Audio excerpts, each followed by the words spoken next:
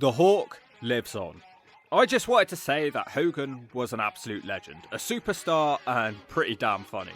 I'm somebody who can separate the wrestling from some of the other stuff, which I'm not going to get into right now.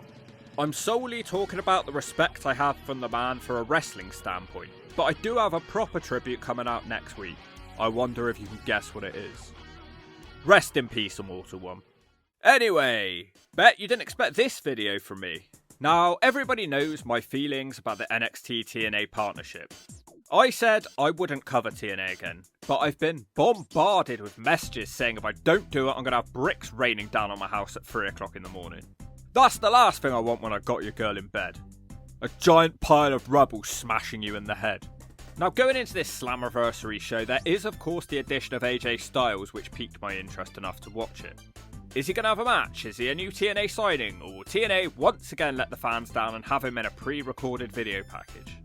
I'm going to give this pay-per-view a watch, and also it'll be good to see how TNA has progressed since I stopped watching a couple of months back. I was just unhappy about the partnership, and it feels like TNA fans are now in two separate camps. They either hate the partnership or they love it. I did notice a lot of outrage online after this show, so I was drawn to it like flies on a turd. Regardless of how much you might hate the partnership, I have to admit, this could be long-term storytelling and a setup to have some sort of battle between the two companies. And if it is, that's alright. I just wish it hadn't taken 8 months to get to the damn point. It's been way too long. Random wrestlers showing up on each other's shows every week, and you need to actually watch both NXT and TNA in order to make the storylines make sense.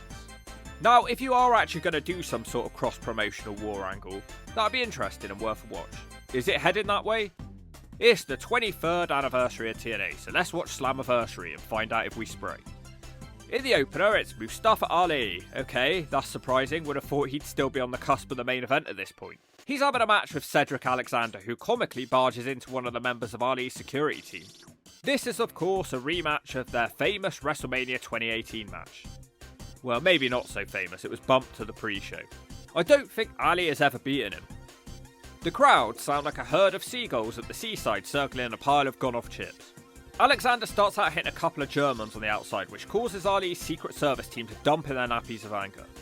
Whilst that's going on, Ali hits a dive out of the ring, not a comfortable landing. Now, the Hawk has timed this, and it takes Ali just 15 seconds to get back up after taking 2 German suplexes on the outside. Surely you would sell for more than that. That's meant to be devastating. Ali misses a 450 into the ring and crashes into the turnbuckle. Tasha Steelz looks like a completely new woman. Alexander randomly hits a Michinoku driver off the top to the outside to take out the Secret Service nerds. Mustafa takes back over in the ring with a spin kick, a tornado DDT, but then he misses this crazy senton. Cedric Alexander just says screw it and suplexes Ali into the turnbuckles for a 2. Mustafa isn't hurt and locks him in a sharpshooter, but Cedric quickly makes the ropes. Ali seems to be slipping into a rage, causing chaos on the outside of the ring. They both end up hitting kicks on the outside. Ali thinks he has him on Dream Street, but oh no, he's back body dropped on the steps. Tasha Steelz takes the ref and a chase scene begins, which eventually ends with one of the bad hands hitting Alexander with a DDT to the outside.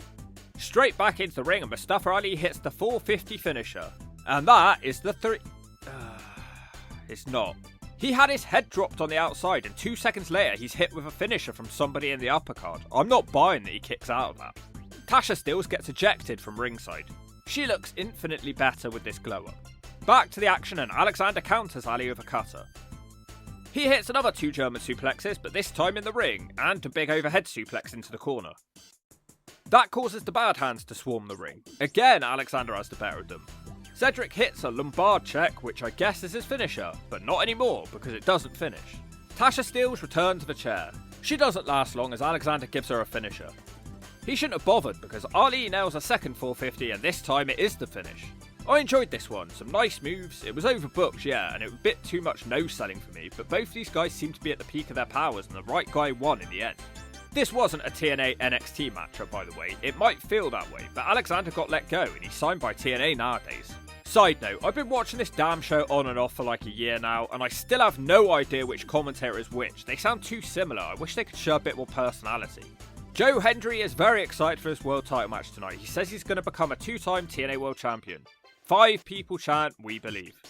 The next one is an 8-man tag, the Slapnut System and Matt Cardona. Wait, their faces now? That just doesn't sit well with me at all. I can't possibly cheer on Slapnut Edwards. Or is it just more because they're facing NXT's Dark State? Like dumbasses, Dark State try to surround the ring when there's equal numbers on both sides in the battle. They pay for their mistake. Miss Piss, Alicia Edwards pays homage to Bill Alfonso and Fandango to Sabu. It's weird seeing this guy not being a heel. Anyway, it's mostly the Matt Cardona show, which is probably the right call for the most famous man in the matchup. That very man with an assist from Slapnut Edwards get the win over the Sugar Man.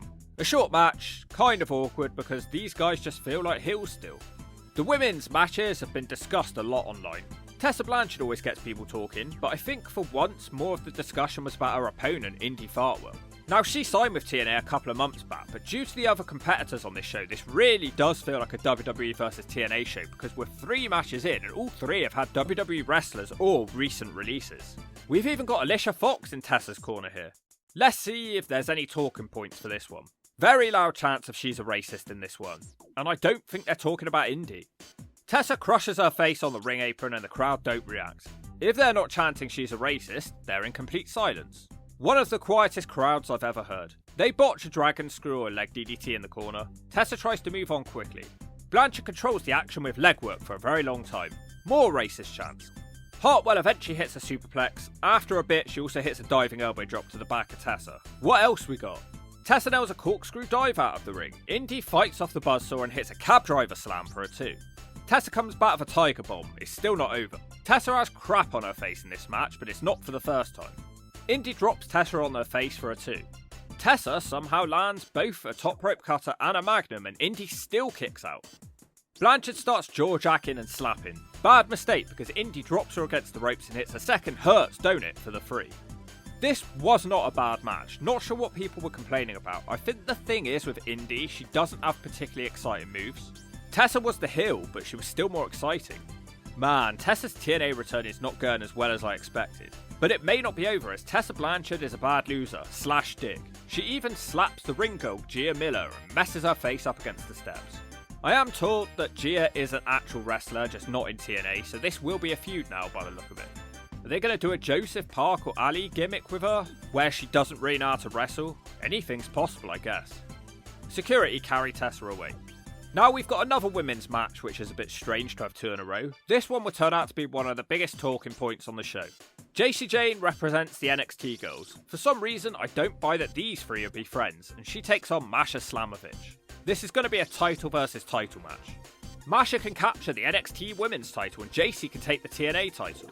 Masha is the face and she seems to be able to bring the excitement in ways that Indy Hartwell could not, and despite being a heel, Jacy Jayne can go too. I love how much airtime Johnny Rodz gets during this match. The careers of those he trained has overshadowed his own entire career. Fallon Henley is a bit of a dick in this match. She will not stop cheating and cackling like a coked up witch. There he is again, the proud TNA leader. Don't you just love him? TNA dorks desperately watching the back, hoping that we're not about to have another situation here. I do think Masha is a great wrestler, who I would prefer to be a heel. In this match, she displays the same hard-hitting moves that she did in her feud with Jordan Grace, which got her critical acclaim. Jayne comes close with a Frankensteiner into a running knee strike. She tries to cheat with the NXT title, but the ref takes it away, but as usual, spends a full calendar month getting it out of the ring. Jayne smashes Masha with the Knockouts title, but just a 2. Masha hits a knee strike as once again for the 6th or 7th time of this match the girls are getting involved. Thankfully, Brookside and Lee take them away this time. Or, at least they try to, the fence had other ideas. The cameraman desperately cuts away. Then there's a ref bump. Masha hits the snowplow, but there's no ref. Just a 2 count from the new ref. They start trading pins. I do like how the commentary team finally shows some emotion here as they cheer on Masha. Masha ends up banging her face in the corner and Jayne puts her away with a discus forearm. Jacy Jayne captures the Knockouts title. Okay, pause. Now this is the part of the video where you may be expecting the old Hawk to have a mental breakdown. Sorry, not gonna happen. I've completely detached myself from the goings on this show. Besides, the men's title is on the line still, so TNA have got to be winning that one back. NXT's only going to temporarily hold the main TNA men's and women's titles, no sweat. They wheel out President Failure, President Cuckold. He doesn't cry this time at least. Good match, and to be honest, Masha's title reign is very underwhelming. Great wrestler, but didn't do a whole lot with that belt, verging on bland. Moving on, Eric Young looks 100 years old. He's screaming at some jobbers. They take time to pat themselves on the back for the highest attendance at Slammiversary in TNA history. Leon Slater, the boy from Bradford, challenges for the X Division title belonging to Moose. He is on the verge of becoming a record breaker with this title reign. Well, it's almost over in seconds when Moose hit and go to hell. He should have hit the flipping spear instead because it's just a 2. The boy from Bradford sends him into the steps to calm him down. Slater keeps trying to lift Moose, but he's too skinny and Moose sends him into the corner with authority. Nice uranagi from Moose. He looks to end it, but the boy does a Rana out of the ring. Slater tries to finish him now with a flip dive. Moose flawlessly catches him, but yet again the boy counters him. Moose is slow getting back into the ring, so Slater can now hit his crazy flip dive over the corner. Back in the ring and Moose hits a pop-up powerbomb. This Bradford boy must have springs in his damn boots. Moose looks to be closing in on victory with a discus clothesline and a buckle bomb, but Slater no-sells that and hits his own clothesline. Slater hits a Bradford bootstrap and climbs to the top, but he can't capitalise. Moose gives him a stun gun and nails the flipping spear. Again, Slater kicks out. So many finishers being destroyed tonight. Slater's teasing of picking up Moose does finally work as he hits a spinning powerbomb type move. Slater also hits a spear, but he doesn't flip. He climbs to the top and hits the Swanton 450 for the 3. Oh, for God's sake, give me a break, TNA. These false finishers all over the show. Getting silly now. It loses its effect. Actually, to be fair, they legitimately had me with that one. Shut up, Hawk. Moose hits yet another spear to send Slater out of the ring. On the outside, he runs into a code red. Slater tries another dive. Moose slightly rolls away, but that doesn't deter Slater, who hits a Swanton bomb and a Swanton 450, and this time, Slater beats Moose. This is what dreams are made of when you're from a disgusting, vile place like Bradford. Slater becomes the youngest X Division champion of all time. Really nice match, and this one has been built up for months, so it's nice to see a payoff. President Dork is back. Why does he have to keep being here? Go away, no one wants to see you. You aren't some sort of TNA legend. Moose teases that he's going to be a dick, but for once in TNA, he accepts his defeat gracefully. The crowd sounded like they wanted Moose as a face for the whole match anyway. Then, suddenly, freaking AJ Styles is back in the Impact Zone, old music and all. The man that caused a whole generation of wrestling fans to stop watching TNA when he left. Oh great, he's not wrestling, is he? I was promised he was going to wrestle on this show. Amazing to see Styles back in the Impact Zone 11 years later. WWE are pure legends for letting this happen. I think I might love them. He kisses Leon Slater and asks if he wants to join his community. To be fair, AJ Styles could pretty much tell this crowd they stink like a rotting McDonald's and they'd still cheer him. AJ just can't stop putting over Leon Slater. This is genuinely great work from TNA, a viral video, and Slater is a huge part of it. AJ name drops a few TNA names from the past, but nobody funny. Slater looks in disbelief as he leaves. I thought AJ was going to announce something else, but he doesn't, and he leaves. Kind of underwhelming, pretty similar to when Christian rocked up in TNA that one time. The next match is for the tag titles, a 4-way ladder match. The Little Rascals take on First Class, who are rapped to the ring by one of the worst rap performances I've ever heard. Won't be buying this guy's album anytime soon, whoever he is. Also in the match, the Hardy Boys and the champions are the Nemeth Boys. Pretty standard stuff to start the match until AJ Francis picks up a ladder and Myron Reed at the same time and keeps smashing into people before eventually hitting a World's Strongest Slam. First Class try to bypass using a ladder. Bad move as Wentz drop kicks Navarro. He's looking a bit too much like Dolph Ziggler with that haircut. Myron Reed hits a crazy cutter flying out of the ring. I'd say I'm getting extremely tired of the cutter, but that one was quite good. Wentz dives Navarro through a ladder out of nowhere. This crowd barely react for some reason. Matt Hardy hits the Twist of Fate and Jeff a Swanton bomb to AJ Francis. The Nemeths, who we haven't really seen in this match, stop the Hardys from climbing. Randomly, AJ Francis climbs a ladder in the corner and hits a damn moonsault to everybody. Can we please give this guy some damn respect? It's about time. He has earned it in TNA. Really good stuff. I've loved every minute of him in this company. The pesky Rascals stop First Class from climbing and drop them out of the ring through ladders. Casey Navarro kills himself for this company once again. The Hardys start dominating now. They hit the plot twist and Matt does a side effect.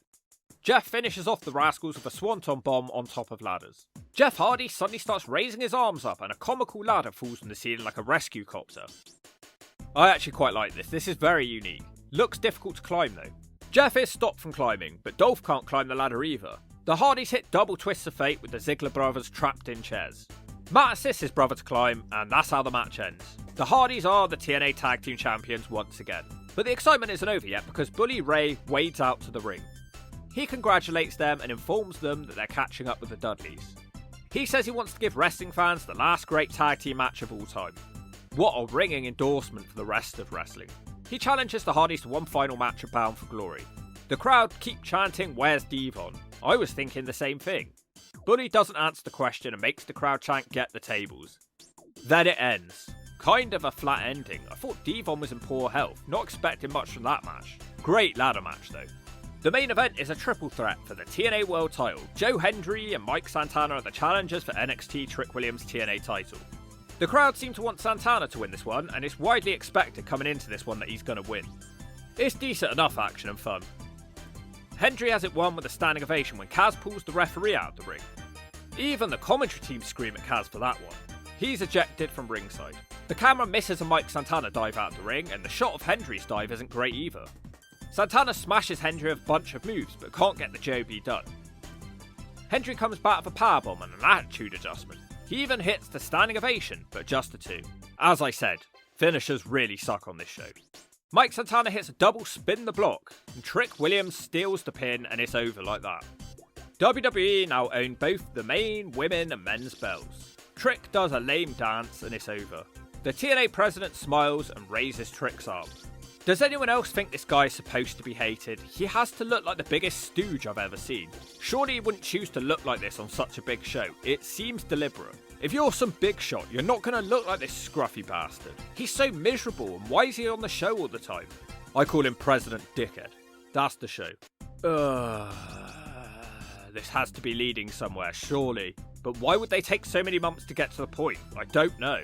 Does anyone actually want a TNA NXT Invasion storyline? Is there hunger for that out there? At this point, it's the only thing that would really make sense, right? As I said, I'm past angry now, so let's talk about the show itself. Minus the 8-man tag, it was all pretty good.